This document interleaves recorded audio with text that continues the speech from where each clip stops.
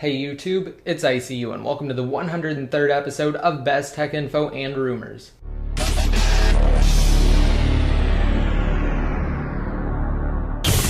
Alright, now before I begin, I just want to say that this video was delayed 2 days because I was actually in New York City for the week, so that's why it wasn't out on Friday. Also, for those of you who are wondering, you can still enter the new 3rd generation iPad giveaway I'm doing in collaboration with the members of iPod Uplink. On this video, all you have to do is like it and leave a comment down below in the comment section with the keyword 100th, so that's 100th, no spaces. And just make sure to include something else in the comment besides just 100th so it won't get flagged as spam. Also, there will be additional information pertaining to the giveaway next episode. Alright, and first up I wanted to talk about the Apple versus Samsung legal war coming to a close. So the verdict has been passed down, essentially saying that Samsung knowingly and purposefully infringed on Apple's patents and mimicked various physical aspects of the iPhone. And because of this, the proceedings were concluded by a ruling stating that Samsung has to pay Apple over $1.05 billion for intentionally infringing on their intellectual properties. And of course, after that, an emergency meeting was held by Samsung executives to basically discuss the company, how they're going to handle things,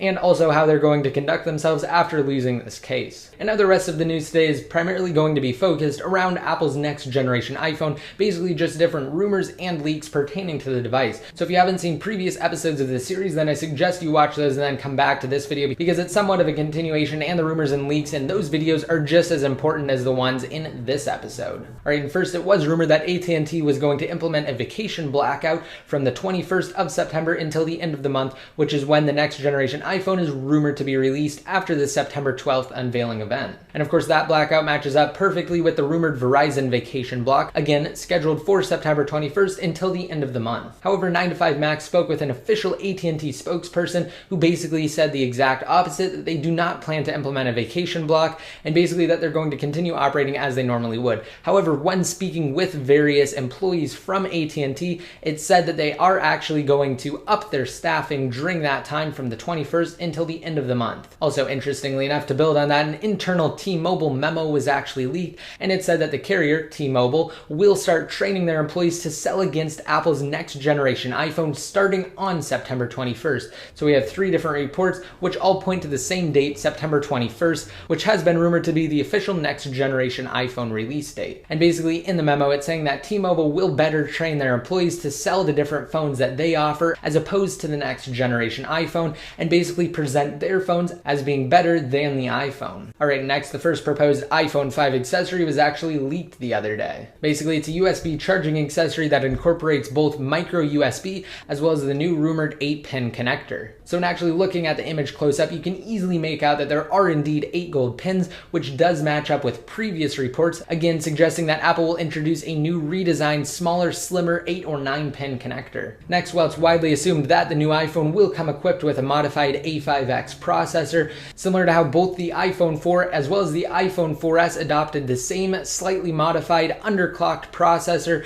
as the new iPad releases. Because of course the 3rd generation iPad is equipped with an A5X dual-core processor with quad-core graphics. However, according to this new report, the next generation iPhone's logic board was leaked with the actual processor attached to it, and while the images are low quality and small, you can easily make out that it has an Apple logo and says A6 on the top of the actual chip. However, again, as I just mentioned, the authenticity cannot be verified, unfortunately, because of the low image quality. So will the 6th generation iPhone continue the pattern of taking after the iPad by incorporating an A5X processor, or will it introduce a brand new quad-core A6 processor? We'll just have to wait and see. Of course, just be sure to stay tuned to Best Tech Info as well as this series Best Tech Info and Rumors, and I'll keep you guys fully updated. Next is kind of a break between the iPhone 5 reports. References to a new iPad were actually discovered in the iOS developer logs. The developer of Instapaper discovered strings of code that are believed to be associated with the rumored iPad mini. So basically, you discovered 2 references to new devices,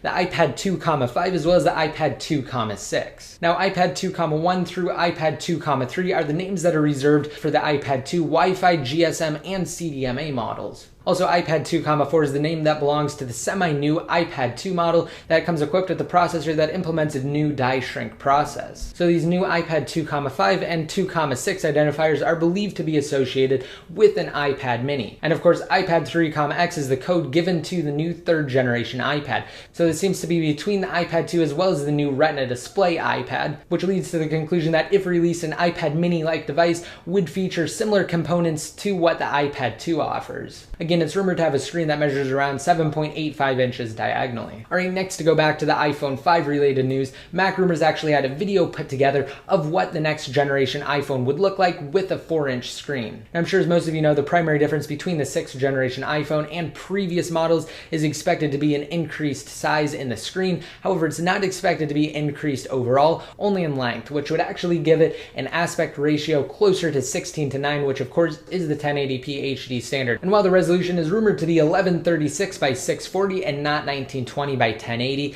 it will be again almost exactly the same aspect ratio as 1080p. So of course, with that in mind, Mac Rumors put together an exceptional video of what they believe an iPhone with a screen closer to that 16:9 aspect ratio will look like in action. And to conclude the news for this episode, a Taiwanese website posted numerous images as well as a video of what they're claiming to be the headphones that will be packaged with Apple's next generation iPhone. So the first thing you'll notice right off the bat is that these headphones are extremely different from the headphones that are packaged with the iPhone 4S, which of course have maintained the same basic design since the original iPhone was released in 2007. And a closer look at the cable reveals the tagline "Designed by Apple in California, assembled in Vietnam." Furthermore, the website has a reputable past of obtaining and leaking pre-release devices and various Apple prototypes. However, the authenticity of this leak cannot be verified, and the apparent lack of volume controls near the earbud certainly doesn't add merit to these redesigned headphones. Alright, so that's it for this video. Of course, don't forget to rate it up if you liked it and to be entered into the giveaway. Leave a comment in the comments section. Also, don't forget to hit that subscribe button if you want to be notified every time I release new videos.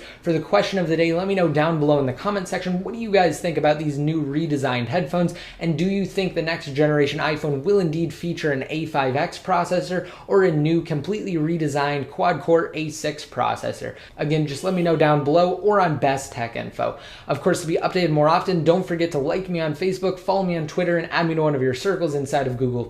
And until next time, this is ICU signing out.